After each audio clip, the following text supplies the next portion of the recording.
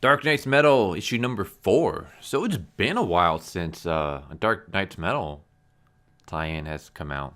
Or actually, I should say a Dark Knight's Metal main entry has come out.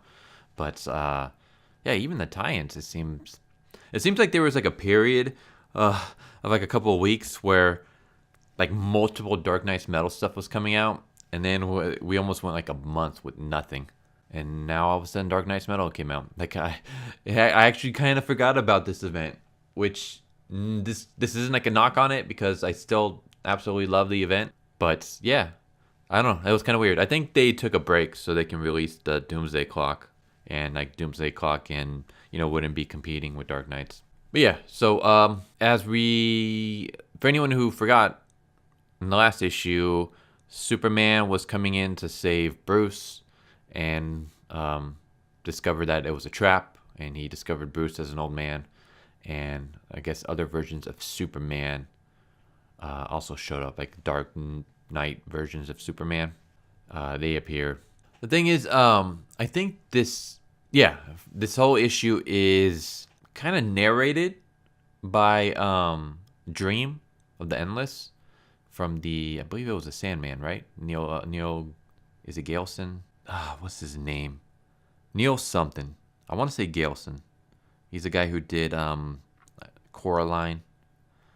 He also created Medieval Spawn, if I remember correctly, which I thought was kind of cool. Because, I believe, he created Medieval Spawn. He created another female character in the same Spawn issue. And then there's like a whole like legal issue between him and Todd McFarlane about the rights to that. But yeah, the Dream of the Endless is, I guess, reading the story of the nth metal.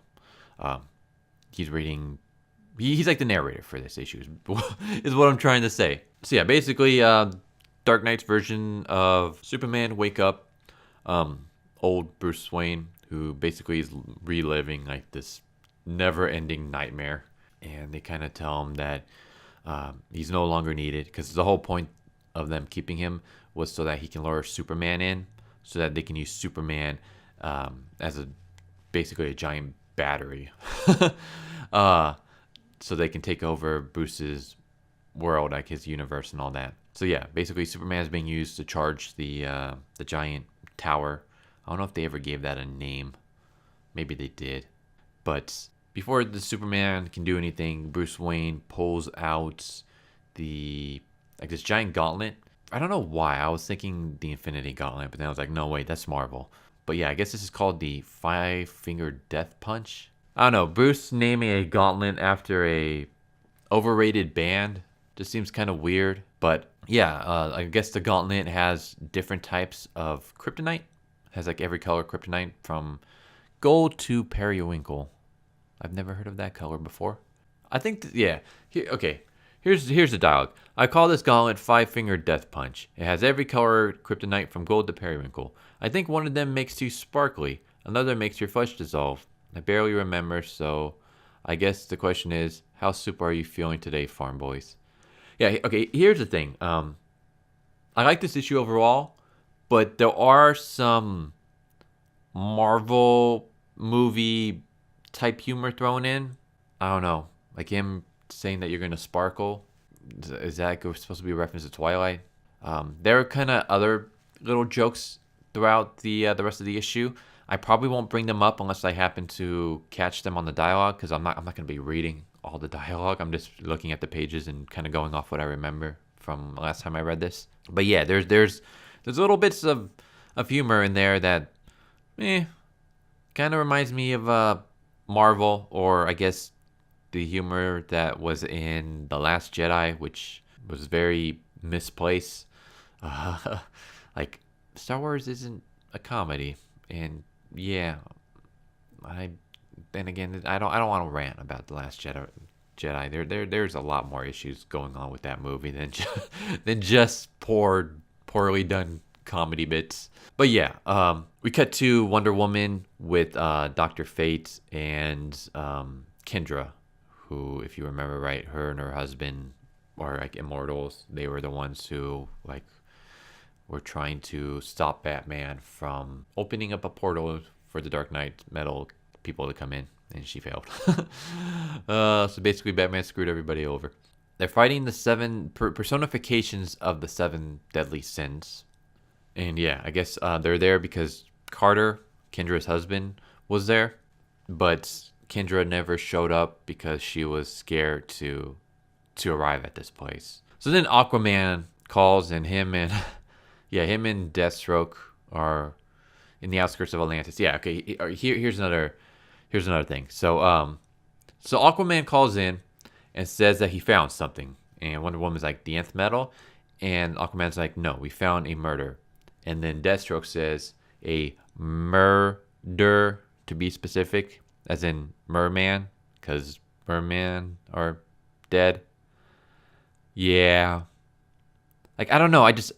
I don't picture Deathstroke telling lame jokes. Like, Deathstroke really comes across like Deadpool here. And it just, no. Deathstroke should be serious.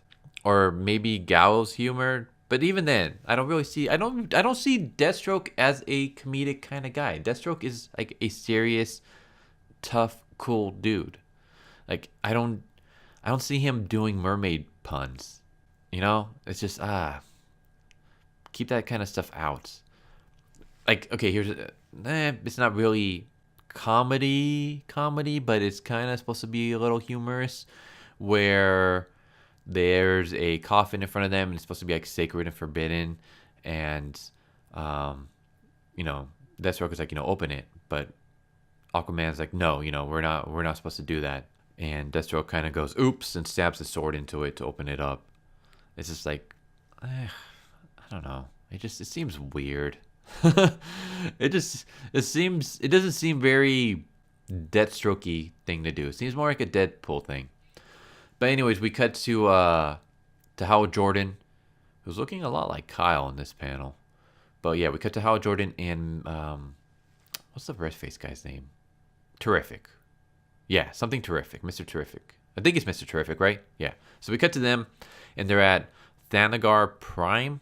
They're being escorted by the ruler of the planet, so they can ask. They're being escorted to the ruler of the planet so that they can ask for the nth metal. Because if anyone forgot, in the previous issue, everyone kind of split off into separate groups so they can all get pieces of the nth metal so that they can use it to combat the Barbados and his legion of Dark Knight Batman. So they arrived at the leader, who's looking a lot like Darkseid. And then apparently there's a giant starfish named Starro the Conqueror, who is very comedic as well. Like, the very first thing he says is, haha, I'm back, losers. And then Mr. Terrific's like, but I guess he's going to say, but I thought we killed you. And Starro, says, killed me? I psyched you out, sucker. And regrew myself from a piece of my own exploded tentaclaw. And get this, I no longer need my psychic face spores to control your puny mind. Just my will and eyeball. I'm like Super Starro. I don't know, it just like, the thing about the Dark Knight Metals is that they've been very serious and dark, and there's been like a Lovecraftian horror theme throughout. This issue seems very comedic.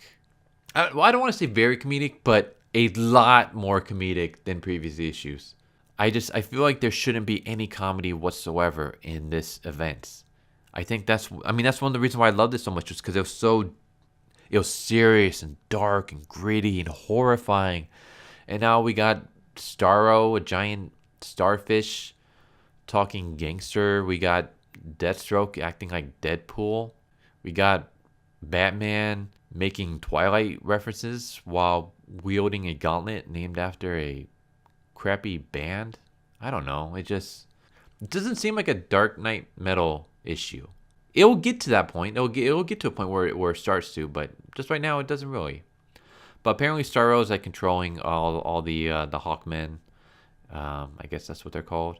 He's controlling like the leader and all the people, and basically Hal Jordan and Mr. Terrific get ensnared in a giant net, and Hal Jordan tries to use his ring, but he can't because Starro is messing with Jordan's mind, so how Jordan can't focus. And then Batman, old Batman, and Superman, like the real version of Superman, not the dark version.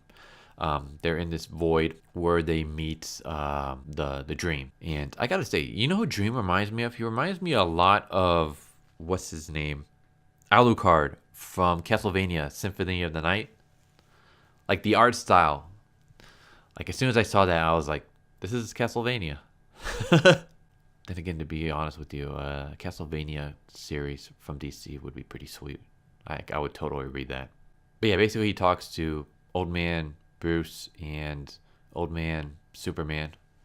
And I don't know, it's kind of weird. Basically, he takes them to the dream realm, and tells them that basically he's kind of involved in everything that's happened. Like they're in they're in Lucien's library. I don't know who Lucien is. I think he might. Is that Lucifer? And basically, he's like, they're in a section of the library with a bunch of books that are filled with stories that should never be told, made from like the horrors of like human hearts. And Barbados is using those stories and turning them into reality to conquer like the universes. And as he's telling this story, the library starts burning up, which I would think that would be a good thing, right? Like you would want all that, stories that can't be told to be burned. Yeah, Dream tells Batman and Superman that he can't join them on their fight, but he can help them by arming them with a story. I'm just going to read the story to you guys, because maybe you guys can make sense of it. I'm kind of confused on it. But from the dark came a great spark, molten potential. The spark created two opposing existence, matter and antimatter. With them came the brothers, set to monitor all that had been created, and a third being, tasked to watch over what had yet to come. This being resided at the World Forge, deep in the rolling cauldron of possibility you called the Dark Multiverse. For eons it hammered out universes from the hopes and fears of all living beings. The most stable worlds rose into the orrery. For the twisted, unstable worlds, the Forger had a great dragon, which is Barbados, to destroy them and return their energies to the Forge.